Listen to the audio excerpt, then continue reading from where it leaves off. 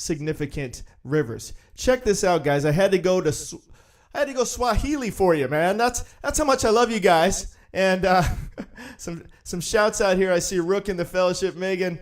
Jesus, the final Adam, Otts, David, Shelia, AB, Jay Lovely, Servant of Yahweh, EJ, David, Blair, Woman of Valor, Randall. If I missed you, don't take it personally.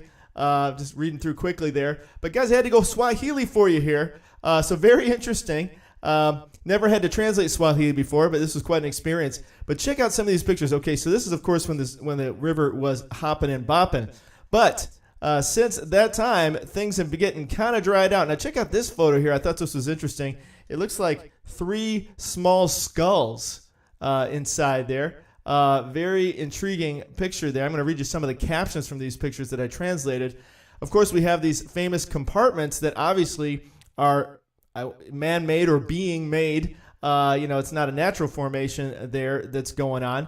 Here we've got a military soldier actually going into the caves, digging a little bit deeper here. And here's one of the locals with an up-close shot checking the caves out. Now, that looks like those are different openings than those bigger rectangular ones that we saw, but similar types of openings there. You kind of wonder, what did they keep in there? Were they keeping angels in there? What's going on? Here's some deep tunnels going way back, complete with the river. And then here's a city. Now back in the day, in the previous video, you'll remember we talked about how there was a woman there who built the tunnel under the Euphrates River so that she wouldn't have to take a boat across. She could just walk across under this tunnel. And here's one of the old cities that they found that connects with that time period. And here is that woman, I believe, at least a depiction of her. And here it is, the Euphrates drying up pretty seriously there. Here's some more photos of the caves, which is really interesting. I'm going to read you some of these captions in just a second. I just want to show you the photos first. And very interesting. Here's some more. And they're all these interesting. It's very intriguing because they're all different, but they're all kind of these same kind of several holes next to each other. Like, why? Why would you make that? Was something tied around where they use as posts, to chain up the angels? What was the reasoning behind these different little openings that are in the rocks there? And I'm going to read you some of these findings here that are underneath the photos. So it says, according to a traditional priest in Iraq about the tunnel, the locals believe that this tunnel may contain another world. There is a hidden mine. Okay, so it's kind of like the dwarves from Lord of the Rings or something, where they had the mines. We have to go through the mines. So they believe there's a hidden mine in there. I don't know what kind of mine, if it's gold or what they're digging exactly, but that's interesting. Here's another quote from under the photo. It says, conventional wisdom, this tunnel leads to an unknown country. There are angels and angels. That's an interesting phrase. Are we talking about angels versus demons? Why would you say angels twice? It's kind of intriguing. And this one says, however, no mountain was found under the river. Only the door of mystery has opened the Euphrates tunnel. The door of mystery. So that phrase is kind of a mystery. We need to dig a little bit deeper into this door of mystery. But check this out. I found some cool Euphrates connections to the Bible. Of course, most of us are familiar with Revelation 9 and 16, talking about the angel pouring out the bowl on the Euphrates and the angels that are bound the 4 angels that are bound there at the Euphrates that are waiting to be released. Kind of reminds me of that movie when Tom Cruise, The War of the Worlds, where those the aliens were already in the ground. They'd been there for years, and then finally the time came and they were released. The aliens in that case, in this case it would be angels. But what's very interesting here, as I looked at some more Euphrates scriptures, of course we know about the Garden of Eden also ties into the river Euphrates because, as you know, the Garden of Eden was on the 4 rivers of the Euphrates, the Pishon, the Gihon, the Tigris, and Euphrates.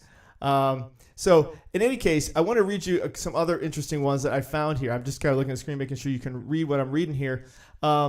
So what God originally said to Abraham and the promises that he gave was that you would have all this land up to the Euphrates River, right? That's as far as you would go. Well, What's interesting now is the Euphrates is drying up. So what does that mean? Does that mean God is expanding the territory that he's going to give?